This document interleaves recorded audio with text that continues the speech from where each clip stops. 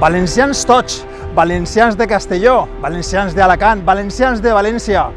Avui és un dia d'orgull i celebració per a tots els que volem esta terra. Celebrem la nostra identitat, la nostra cultura, les nostres senyes d'identitat.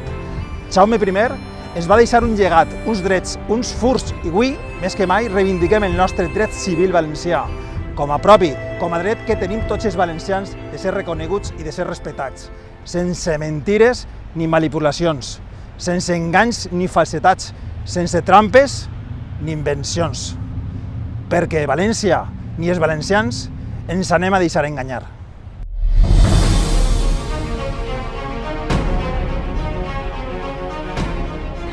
Mort el rei Pere II d'Aragó en 1213, reclamaren els aragonesos que se'ls entregara a l'infant Jaume, el seu fill, de només 6 anys d'edat, el qual se trobava en Carcassona, baix la protecció del comte Simó de Montfort. I aplegant l'infant a Lleida, fon investit i reconegut pels prelats i rics homes com a rei d'Aragó. En acabant de lo qual, fon encomanat al vicemestre dels templaris, Guillem de Montredó, per a que baix la seua custòdia s'educara el nou rei. Este fon guiat al castell de Montsó i allí continuà fins a l'edat de 10 anys, en què, donat mostres d'un robust caràcter, s'escapà d'allí i es presentà en Saragossa en ànim d'empunyar el cetre i es començar a regnar. En la seva joventut hagué d'enfrontar-se a les rebel·lions de Roderic de Lisana, Pere Aones i Ramon de Montcada.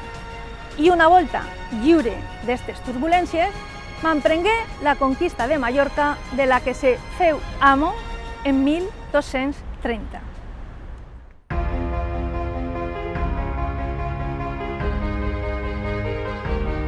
Comença la conquista de València. Conquistar Mallorca resolgué Jaume apoderar-se de València i, en motiu de les decisions entre Saïd, el destronà Wali de València i Seian, l'usurpador d'aquell govern.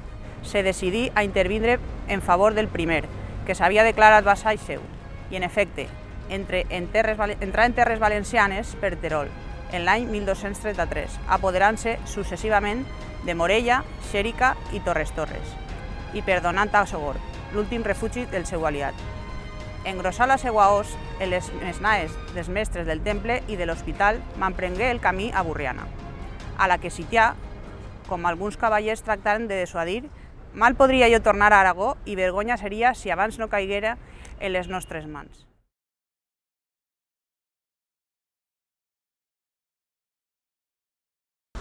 Passada la victòria de Borriana, Castelló, Borriol, Onda, Nules i Penyíscola, continuà Jaume I cap a València, en l'ànim de reconèixer les seues rodalies i apoderar-se, a ser possible, de Cullera. Passant per Paterna i Manises, entrà i Quart. Quan els mores fugien de la seva presència, aplegà-se contratemps fins a les riberes del Xúquer, detenint-se en la torre d'Espinoca, en l'espera de Ceiguan, que li havia enviat un missatge dient-li que la guardara allí per a donar-li el seu castig meregut. No es presentà a Ceillan, i Jaume seguint fins a Cullera, sense atacar-la. Retrocedí per Silla i Alcàsser i s'apoderà de Montcada i Museros, i retornà a Borriana, deixant preparat el pla per a la conquesta de València.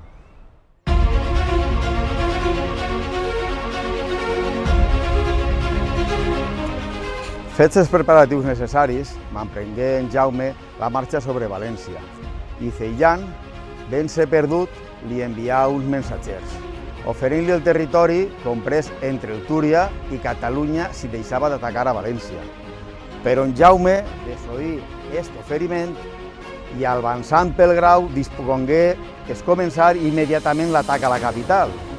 Un grup de cavallers, els almogàvers, prengué possessió de Russafa i, no podent el rei apoderar-se de València per mig d'un assalt ràpid i imprevist, envià a retirar el seu exèrcit i circumval·lar la ciutat completament.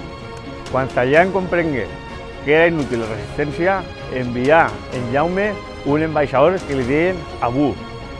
Li rebé en Jaume en tota la galanteria pròpia del seu magnànim cor i en acabant d'algunes observacions de l'ambaixador se pactà un conveni que fon aprovat per Estallat i per qual en Jaume permetia eixir als moros que volgueren marxar-se de València en les seues armes i béns mobles que pogueren portar-se, assegurant-los pas lliure i fins a Cullera i que en 7 anys no atacaria el d'Aragó a Dénia ni a Cullera, ni passaria el Xúquer, ni penetraria en una tregueofera.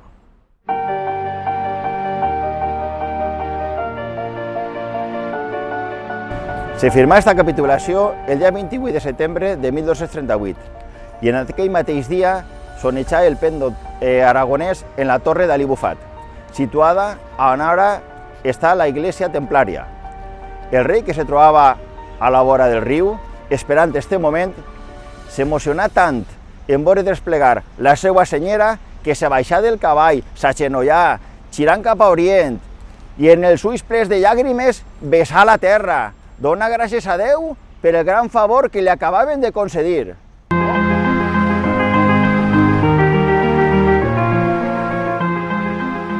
Entrada del rei en València. 3 dies onetjà el pendó real en la torre d'Ali Bufat i al tercer eixiren de València els moros en número de 50.000, que en compliment de lo promès pel conquistador foren acompanyats fins a Cullera, d'on uns embarcaren per a Àfrica i uns altres s'escamparen pels regnes d'Almeria i Granada. Mentre, en el campament real, se feien els preparatius per a la solemne entrada del rei en la ciutat conquistada, el magne aconteixement del qual se celebrà el dia 9 d'octubre de 1238.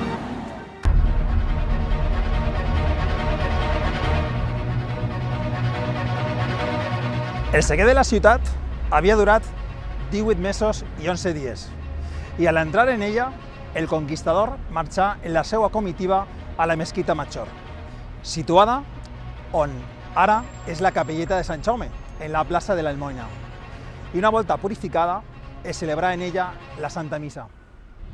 En 1262, el bisbe Fray Andreu d'Albalat ordenà derrocar la mesquita, donant començament a la construcció de la nova catedral.